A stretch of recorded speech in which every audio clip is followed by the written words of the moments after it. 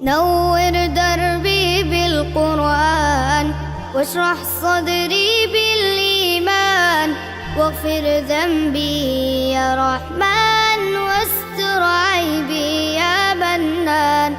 الحمد للہ والصلاة والسلام علی رسول اللہ وعلی آلہ وصحبہ ومن والہ. محترم بھائیو، السلام علیکم ورحمۃ اللہ وبرکاتہ.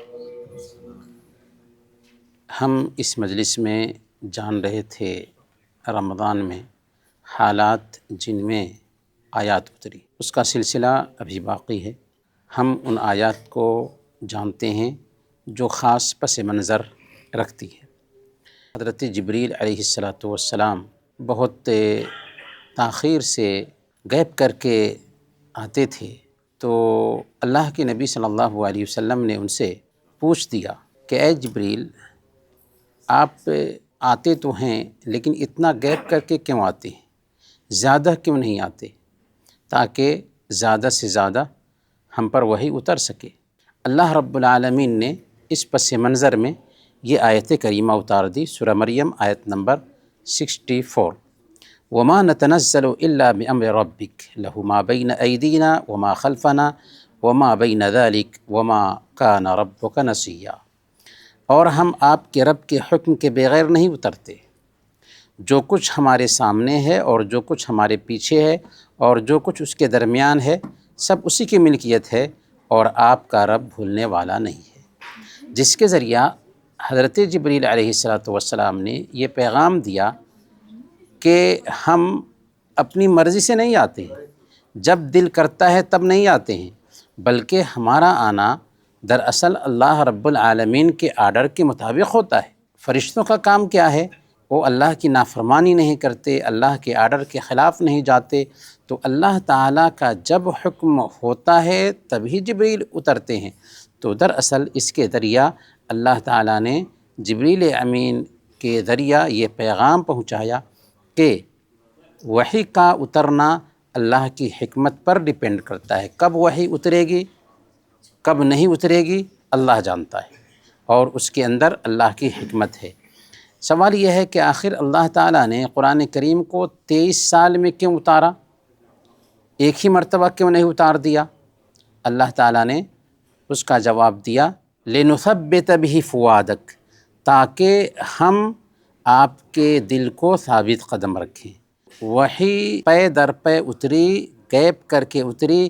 اس کا مقصد یہ تھا کہ وحی کا سلسلہ جاری رہے، اللہ کے نبی صلی اللہ علیہ وسلم کے دل کو تسلی ملتی رہے، اور ان آیات کو اچھی طرح سے یاد کر لیا جائے، ان آیات کو سمجھ لیا جائے.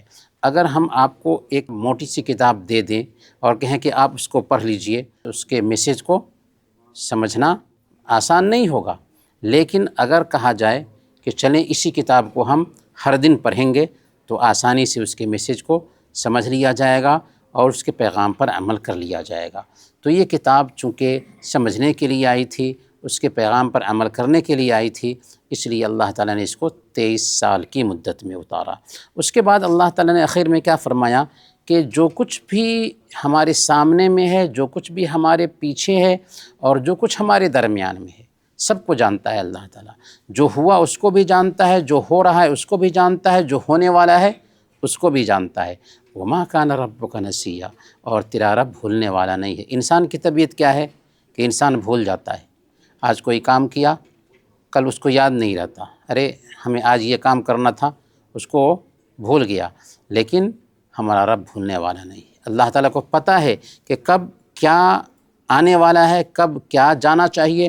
تو اللہ تعالیٰ اپنے علم کے مطابق، اپنی حکمت کے مطابق وہی اتارتا ہے. تیرا رب بھولنے والا نہیں ہے. عبداللہ بن ابی منافقین کا سردار تھا. اس کے پاس 6 لونڈیاں تھیں، باندیاں تھیں. چونکہ ایک انسان جب اللہ کے دین سے دور ہوتا ہے نا، تو شر و فساد میں مبتلا ہو جاتا ہے. اس کے بارے میں کچھ بھی امید رکھی جا سکتی ہے، کچھ بھی کر سکتا ہے.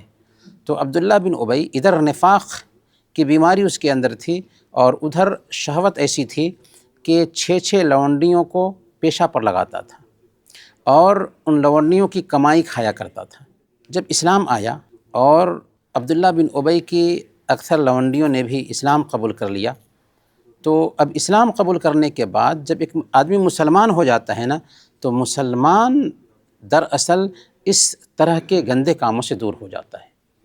تو کچھ لونڈیاں، خاص طور پر مسیکہ اور امیمہ، یہ 2 لونڈیاں تھیں جنہوں نے اسلام قبول کر لیا تھا، اللہ کے نبی صلی اللہ علیہ وسلم کی خدمت میں آئیں اور شکایت کی کہ عبداللہ بن ابی، منافقوں کا سردار، ہمیں جسم بیچنے پر مجبور کرتا ہے اور اس کے پیسے کھاتا ہے، تو ہم کیا کریں؟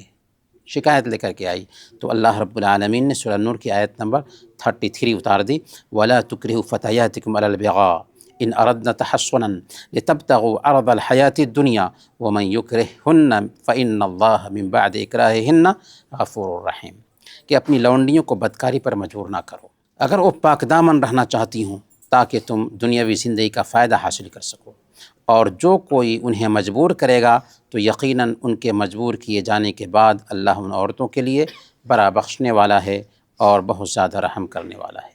یہاں پر سب سے پہلے یہ بات معلوم ہوئی کہ لونڈیوں کو مجبور نہیں کیا جا سکتا جسم بیچنے پر۔ دوسری بات، اگر کسی انسان کو، کسی عورت کو مجبور کیا گیا جسمانی تعلق کے لیے، اللہ تعالی ہم سب کی عزت کی حفاظت فرمائے، تو ایسی حالت میں اس عورت کی اس میں کوئی غلطی نہیں ہے اور اللہ تعالیٰ اس کو سزا بھی نہیں دے گا۔ اللہ تعالیٰ معاف کرنے والا ہے، رحم کرنے والا ہے، یہ بات بھی اس آیت سے معلوم ہوتی ہے۔ اسی لیے کہیں کہیں مسلم سماج میں عزت بچانے کے نام پر خودکشی، سوسائڈ کرنا کا رویہ پایا جاتا ہے کہ عزت بچانے کے لیے فلاں عورت نے سوسائڈ کر لیا، کہ اس کے ساتھ زنا بالجبر ہونے والا تھا، اس کے ساتھ زبردستی جسمانی تعلق بنانے کی کوشش کی گئی تو عورت نے عزت بچانے کے لیے اپنے آپ کو مار دیا۔ اس بات کی گنجائش پائی جاتی ہے؟